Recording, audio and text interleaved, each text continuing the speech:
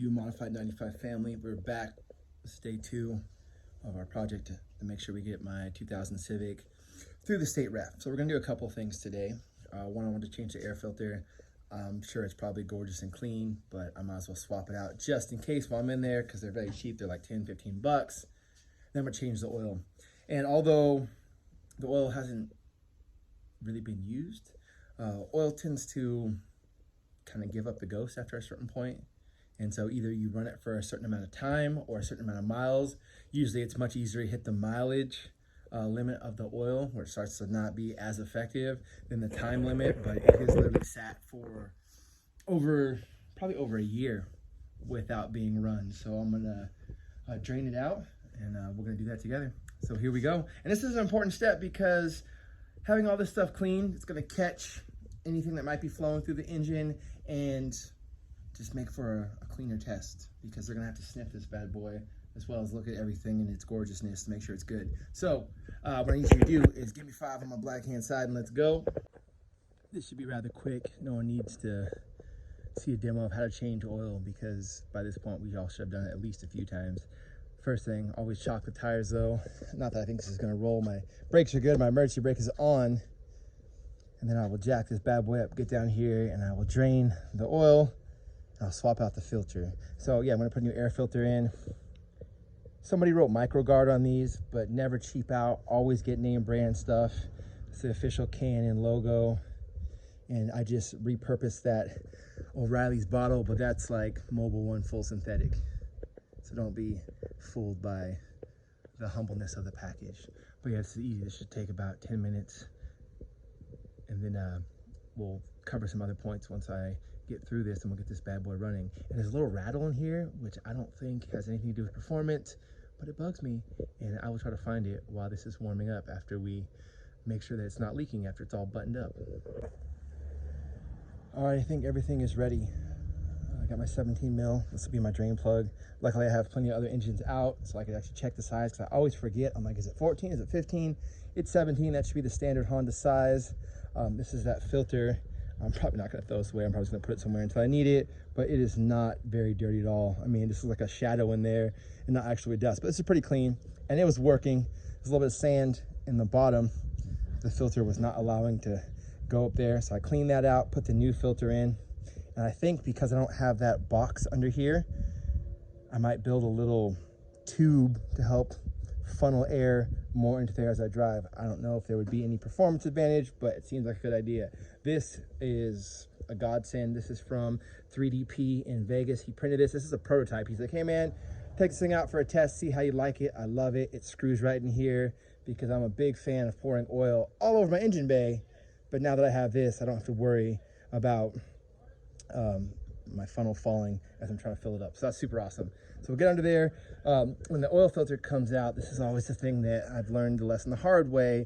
We got to make sure that this comes with the old one, like comes out with it, because one time I did a change and this old one was hanging down. I put the new one on and it was pinched, and it was just enough space to let oil shoot out all over my friend's driveway. Good thing I wasn't at home at that point. But yeah, I'll put a little oil on here. Some people put oil in here, but it's not like a big truck filter that there's going to be any kind of delay in oil pressure. It'll shoot through there pretty quick. So yeah, it's just drain, change, fill it back up, and then check for leaks. There's always a certain value to doing things yourself, because then you get to check things out, and everything under here looks pretty good. One of my bellows on my tie rod looks like it's in good condition, but it needs that little tiny zip tie that holds it in place.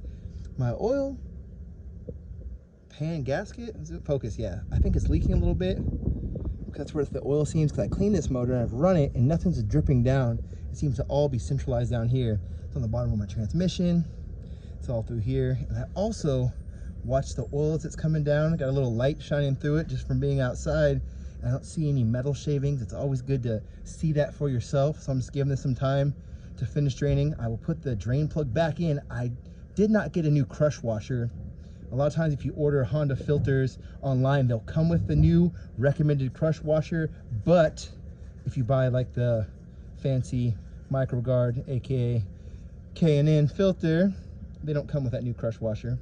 So usually you would replace that, but I'm not too worried about it. Once that is cleaned up, I will slip under there and get that oil filter off. And it should be pretty easy because I do not over tighten them. I just make sure they're nice and snug so they do not leak.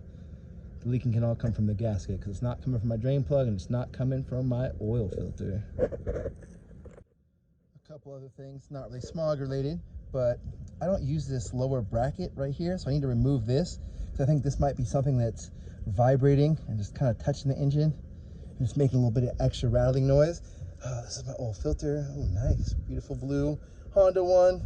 The gasket is on there, and I'll make sure to take a blue towel and give that a good wipe. I snug this up. It's always a fear of mine to strip these, so I'm very careful just to snug it and stop. I also noticed while I was down here, a little bit farther back here, my O2 sensors. There's an extension. I don't think I can get my arm in here. There's an extension that helps me get the wires to where they need to be, and that was laying against the upper part of the tube that leads into my carb legal catalytic converter. Something the Smog ref is definitely going to appreciate and not give you grief if you make sure the number, you can see it right there in that very back corner, if you have like eagle vision, is facing out, so when they go to check, it's easy for them to find, so they don't feel like you're trying to hide something.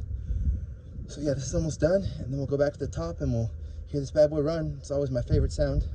All right, getting close to wrapping things up. Everything's secure on the bottom, and I moved that wire up. So the reason I was talking about that extension for the oxygen sensor is because the oxygen sensor wire is just a little bit shy of where the harness is. So I have this extension that you get from eBay. It's already in a loom. It's got the matching plugs. It's plug and play. It's great. But I need to find a zip tie to make sure that this stays up because it had melted through the loom. The wires still had the insulation, so I wasn't super worried, but I'm glad that we got under here and tested it because you know, the surest thing that would happen is I get to the Smog ref and then those wires would melt through, ground out. I'd have a bad fouled oxygen sensor, throw a check engine light, fail the test. So I'm gonna fill this up with the oil. I'm gonna put it a little bit shy because it's a product I wanna try, because I'm very worried about passing the snap test, because that's when they, not under load, they rev it and they let off the gas, and mine just pushes out a little bit of black, but everything in here is new, so I don't know why, but I don't want them to be overcritical and for me to fail that test. So I got some no smoke, and I'll show you that in the next scene. I'm gonna get this filled just shy of what it needs, then I can add the, I believe it's 4 ounces. I'm gonna double check, I'll make sure I get the right measurement into here. So I'll zip tie that, I'll add the oil, I'm gonna run it, make sure nothing's leaking, and man, I wish that I had some brake cleaner, because I wiped down the area where the oil runs down when you release the filter, but I would like to use some brake cleaners to make sure it's all the way clean, because I don't want that burn off smell. But I will wash this at work later if need be. So let's finish this up. All right, so using my great filter, I got it up. The oil just shows up on the dipstick. So this is the stuff that I got. It's the No Smoke by Bardol, and I've seen people add it when it's running, but I'm not going to do that because it's a little bit more splashy with this motor. So I am going to add the recommended 4-cylinder amount, which is 8 ounces, which is to there. And then I've been letting this sit in the sun just so it'd be nice and liquidy. It looks like honey. It tastes like, it doesn't taste like honey, I found out. I'm in the bad habit of removing like tops of things with my teeth. I've always done it, but oil tastes bad. Antifreeze tastes very, very bad. So I need a better system, but that's what I've been doing.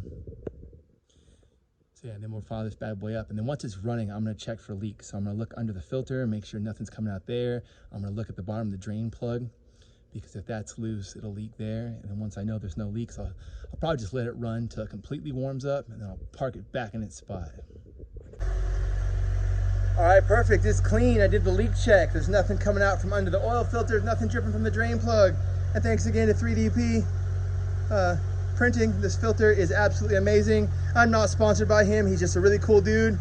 And you always gotta rep people who are making good stuff and keeping the dream alive of Hondas. So I'm gonna let this warm up. I still gotta find that zip tie to make sure that wire doesn't sink back down there. And I'm gonna make sure I get off that bracket on the exhaust real quick before it gets so hot I can't touch it. All right, last couple things. That bracket is not coming off. It's on there super tight. And it's a size 14, I figured that out. So that's not what's causing the rattling. I'm missing the lower bolt in my heat shield on my exhaust manifold. That's where the rattlings come from. So I'll see if those holes are clear. If I have a bolt, I can throw in there just to get that rattling gone. I don't have a zip tie, so I'll try to grab one at work. And after I ran it for a while, let everything heat up. I was really being careful not to overfill it because I had that additive in there as well, because that takes up volume in that liquid. And I wanted that to melt and diffuse into all the oil. So let it run for about 10 minutes. Got it all warmed up, and then I added just a little bit more oil, so it's right up to the fill line, exactly where I want it. All right, Modified family, until I see you next time, peace.